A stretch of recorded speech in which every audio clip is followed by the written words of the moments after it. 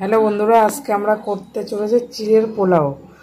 তো সেটা করতে লাগবে, দেখো এই যে আমাদের চিড়ে দেখছো, চিড়ে আছে, মোটা চিড়ে আছে, এগুলো মোটা চিড়ে দিয়ে ভালো হয় চিড়ের পোলাও, আর পাতলা চিড়েতে গলে যাবে। যাই হোক লাগছে, দেখো এটা হলো গাজর কেটেছি ছোট ছোট করে, আলু ছোট ছোট করে আলু ভাজার মতো কেটে মাঝখান থেকে কেটে দিয়েছি। দেখো এদিকে একটু বিনস আছে ছোট করে কেটেছি, ধনে পাতা আছে, আর লাগবে কাঁচা লঙ্কা আর আদা কুচি ছোট করে, আর এই যে বাদামটা কাঁচা বাদাম এনে এটা ভেজে নিতে হবে।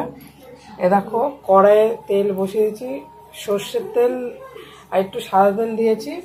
আপনারা চাইলে শুধু সাদা তেলও করতে পারেন। চলো এবার বাদামটা ভেজে নিই।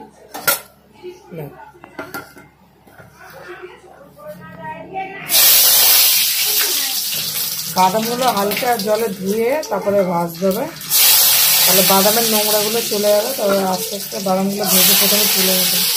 শুনতে করেছে ওইটা, এটা দিয়ে ধরো।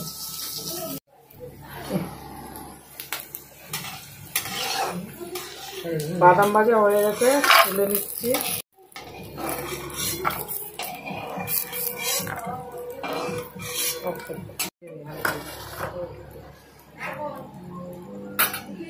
এরপরে দেখো প্রথমে আলুটা দিয়ে দেবো, কারণ আলুটা একটু সেদ্ধ হতে সময় লাগবে। তারপর পরেই গাজর দিয়ে দেবো। প্রথমে একটু আলু দিয়ে দিলাম, আলুটা অল্প আগে নেড়ে ফেলে নেবো।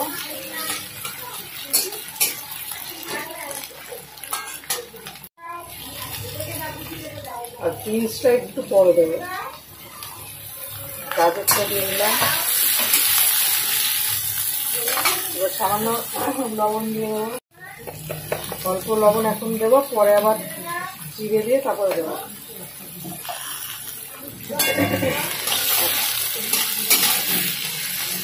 আর গ্যাসের ফ্লেমটা মিডিয়ামে রেখে দেবো, মিডিয়াম ফ্লেমে ভাজতে হবে যেন পুড়ে না যায়। বড় দিলে পুড়ে যাবে। মিডিয়ামে বা লোতে দিলে আরও ভালো হয়, কিন্তু মিডিয়ামে দিয়ে করলে তাড়াতাড়ি হবে, ঠিকঠাক হবে ভাজা। বিনসগুলো দিয়ে দেবো, অল্প ভাজা হয়ে গেলে 2 মিনিট হালকা হালকা ভেজে নেওয়া হয়ে গেলে বিনসটা দিয়ে দেবো। বিনসটা দিয়ে দেওয়ার পরে আবার একটু নেড়ে চেড়ে একসাথে মিশিয়ে নিয়ে ভাজতে হবে মিডিয়াম ফ্লেমে।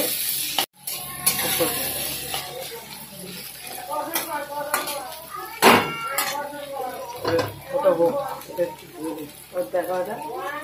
তারপরে এখন এই চিড়েগুলো, মোটা চিড়ে দেখতে হচ্ছে কত সুন্দর ঝরঝরে, এই চিড়েগুলো জল দিয়ে ধুয়ে নেবো। 1 মগ জল দিয়ে দিলাম। এটাকে হাত দিয়ে ভালো করে কষলে নোংরাটা বের করে ধুয়ে নিতে হবে। দেখো চিড়ে কত নোংরা বেরোচ্ছে। একবার আর একবার ধুতে হবে, 2 বার ধুলে যথেষ্ট।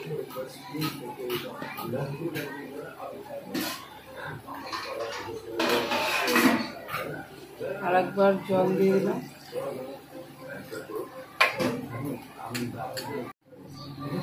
দিয়ে বেশি ধুলে আবার কাদা কাদা হয়ে যাবে, 2 বার ধুলে অনেক।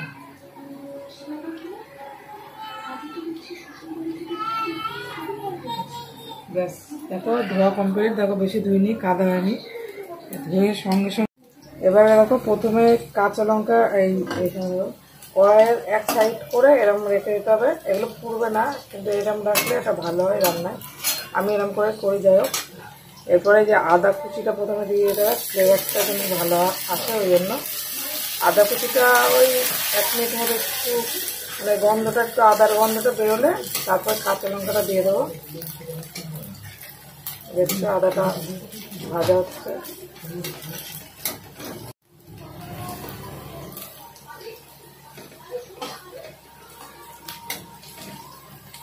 হ্যাঁ, আদার গন্ধটা একটু বেরোচ্ছে। তারপরে এই কাঁচা লঙ্কাগুলো দিয়ে দেবো।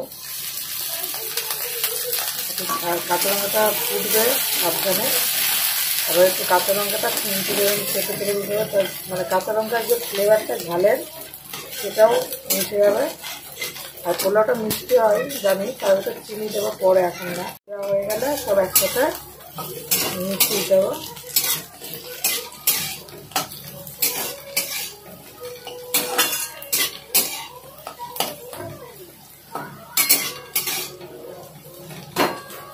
এরপরে ধনে পাতাটাও দিয়ে দেবো, এই যে ধনে পাতাটা দিয়ে দেবো।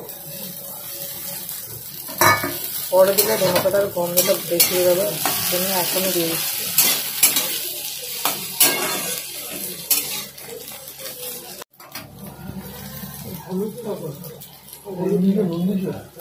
এই যে অল্প সামান্য হলুদ দেবো রঙের জন্য, বেশি দিলে আবার হলুদের গন্ধ পাবে। সামান্য হলুদ দিলাম,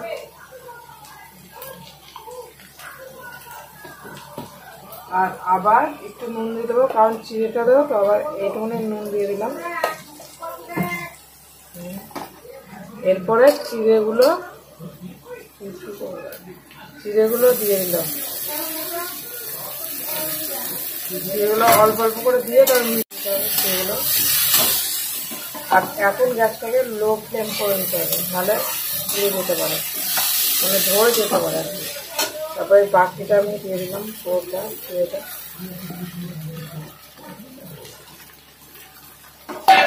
দিয়ে ভালো করে কড়াইটা ধরে গ্যাসের সাহায্যে আস্তে আস্তে মিশিয়ে নিতে হবে। মানে পোলাও যেরকম কালার হয়, একটু বাসন্তী কালার হালকা হালকা, ঠিক এরকম কালার হয়।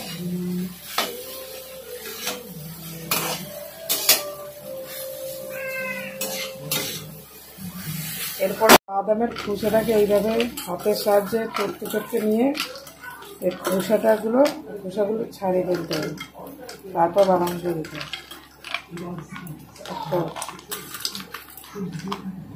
তেলকে নেই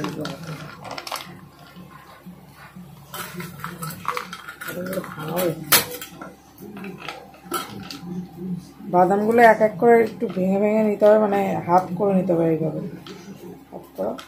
বাদামগুলো দিয়ে দেবো। এরপর পোলাওয়ের মেন যেটা চিনি দিয়ে দেবো। চিনি সেটা আপনার পরিমাণ মতো, মিষ্টি বেশি গেলে মিষ্টি দেবেন, হালকা মিষ্টি গেলে হালকা দিতে হবে। আমি এই 2 চামচ মতো দিলাম চিনি।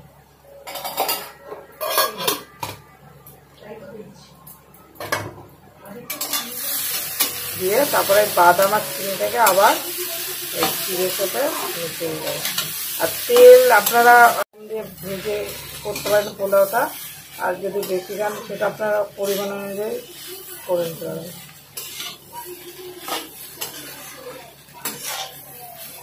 কালারটা কেমন হয়েছে একটু বলবেন, আশা করি খেতেও ভালো হবে। এখনো হয়নি, আরও 10-20 মিনিট, 20 মিনিট না 10 মিনিট মতো হলেই কমপ্লিট হয়ে যাবে। চিড়েটা যখন সব দেওয়া হয়ে যাবে সব কিছু, তখন এই লো ফ্লেমে আস্তে আস্তে ভাজতে হবে, নাহলে চিড়েটা নিচে ধরে যাবে। ওই জন্য আস্তে আস্তে এরকম ভাজা হবে। এই দেখতে পাচ্ছ, এই যে ভাজা হয়েছে এগুলো, এরকম হালকা হালকা করে ভেজে যেতে হবে, বেশি ভাজতে হবে না, মোটামুটি ভাজলেই এটা মানে তৈরি হয়ে যাবে। এভাবে নেড়ে চেড়ে উল্টে পাল্টা দিয়ে আবার 2 মিনিট ভেজে তারপরে হয়ে যাবে। এই দেখো বন্ধুরা, আমাদের চিড়ের পোলাওটা হয়ে গেছে রেডি। দেখো, দেখতে পাচ্ছ কত ঝরঝরা হয়েছে আর ভাজা হয়েছে, মানে হয়ে গেছে আর কি। এরপরে এই যে বাটার দেখছো, আমুল বাটার বা আমুলের বাটার হয়ে যায়, আমুল বাটার আমরা দিয়ে দিচ্ছি টোপর দিয়ে, একটু টেস্টটা অন্যরকম করার জন্য, ফ্লেভারটা। তোমরা না চাইলে না দিতে পারো, ছিল তাই দিলাম। এই যে কেটে অল্প উপরে দিয়ে দেবো বাটারটা, 1 স্লাইস দিলাম, এই 2 স্লাইস দিয়ে দিলাম, ব্যাস। এটুকু দিলে যথেষ্ট, বেশি দিলে সব কোনো কিছু বেশি ভালো না। আর এই বাটারটা দিয়ে চারিদিকে দেখো বাটারটা গলে আছে, এই যে গন্ধটা ভালোই বেরোচ্ছে, কতটা ঝরঝর হয়েছে দেখো। এটা তোমরা এই মোটা চিড়ে করলেই ভালো হবে, পাতলা চিড়ে করলে এটা কাদা করে খেতে হয়তো একই রকম টেস্ট হবে, কিন্তু মানে ঝরঝরেটা হবে না, এইটাই।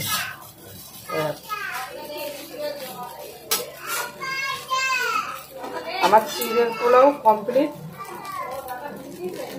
এবার নামিয়ে ফেলবো। একটু পেঁয়াজ দেবো, এই যে নামিয়ে ফেললাম, এবার এক একটা দিয়ে দেবো, আমরা সবাই টিফিনে খাবো।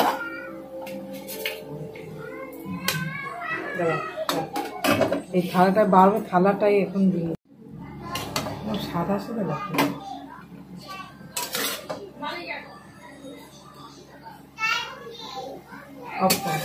দেখো বন্ধুরা, তৈরি আমাদের চিড়ের পোলাও।